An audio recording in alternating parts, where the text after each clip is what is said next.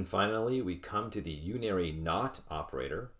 So this is the only one of the three that is a unary operator. So it takes one argument. And the way the not operator works is that you place the argument to the right. So you do not and then some Boolean.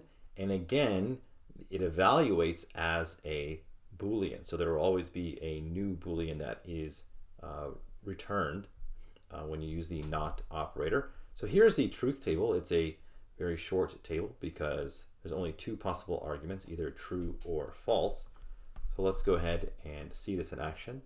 So if we say not true, and not, again, is a keyword, so not true will evaluate as false, and then not false will evaluate as true. You can put some expressions in here like we did before. So not 5 is greater than 3.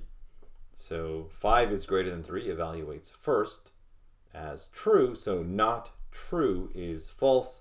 And then if we do the opposite, not 5 is greater than 30, that will evaluate as false. And so this whole thing will evaluate as true. Okay, so that is how the unary not operator works.